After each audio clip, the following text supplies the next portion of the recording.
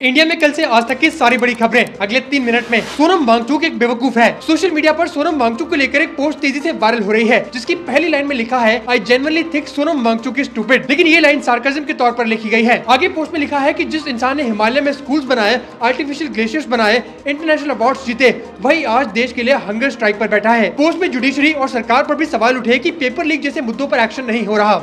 India के सबसे बड़े न्यूक्लियर पावर प्लांट से जुड़ी 19,000 से ज्यादा कॉन्फिडेंशियल फाइल्स डार्क वेब पर लीक हो गई हैं। रॉयटर्स की रिपोर्ट के मुताबिक रैंसमवेयर ग्रुप वर्ल्ड लीक्स ने डार्क वेब पर लगभग 19,000 कॉन्फिडेंशियल फाइल्स अपलोड करने का दावा किया है। इन फाइल्स में प्लांट के कुछ blueprints, supply details, meeting records और इंश्योरेंस डॉक्यूमेंट्स होने का भी दावा किया गया है। ये डेटा रिपोर्टली रिलायंस इंफ्रास्ट्रक्चर से लिंक बताया जा रहा है।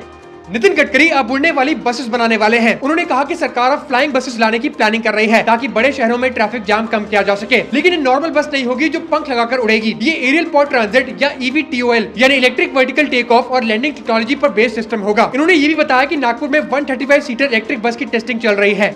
सतलुज कंट्रोवर्सी के बाद सरकार OTT प्लेटफॉर्म्स के लिए एक बड़ा रूल ला सकती है। सोर्सेज के अकॉर्डिंग अगर ये रूल लागू होता है तो नेटफ्लिक्स, अमेजॉन प्राइम, जियो हॉटस्टार और ZEE5 जैसे OTT प्लेटफॉर्म पर रिलीज होने वाली हर फिल्म को पहले CBFC यानी central board of film certification का सर्टिफिकेट लेना होगा। अभी तक OTT पर रिलीज होने वाली फिल्मों के लिए CBFC सर्टिफिकेशन जरूरी नहीं होता था। अरविंद केजरीवाल ने चल रहे कॉकरोच जनता पार्टी के प्रोटेस्ट को अपना सपोर्ट दिया है। अरविंद केजरीवाल ने सोनम वांगचुक से भी अपील करी है कि वो अपनी हंगर स्ट्राइक खत्म कर दे। उन्होंने सोनम वांगचुक को देश की एक बहुत बड़ी संपत्ति बताया और कहा कि उनकी सेहत सबसे ज्यादा जरूरी है। अरविंद केजरीवाल ने यह भी ऐलान किया कि वो 16 जुलाई को शाम 5 बजे जंतर मंतर जाकर प्रोटेस्ट में शामिल होंगे।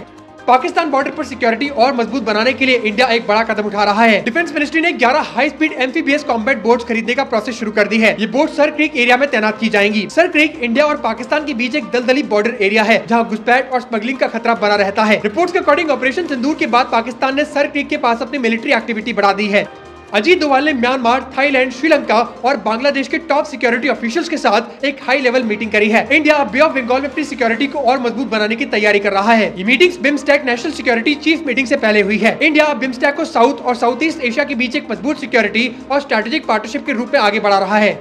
एस जयशंकर बेल्जियम के ब्रुसेल्स पहुंच गए हैं। यहाँ उन्होंने यूरोपियन काउंसिल के प्रेसिडेंट एंटोनियो कोस्टा और यूरोपियन कमीशन की वाइस प्रेसिडेंट काजा कैलास के साथ मुलाकात करी। मीटिंग में दोनों तरफ ने ट्रेड, टेक्नोलॉजी और सिक्योरिटी कोऑपरेशन को और बढ़ाने पर जोर दिया। सबसे ज्यादा चर्चा India EU free trade agreement यानी FTA को लेकर हुई। एस जयशंकर ने कहा कि इस साल की शुरुआत में हुई इंडिया EU समिट के बाद पार्टनरशिप में काफी प्रोग्रेस हुई है। डेली करंट अफेयर्स के लिए मुझे फॉलो जरूर करना।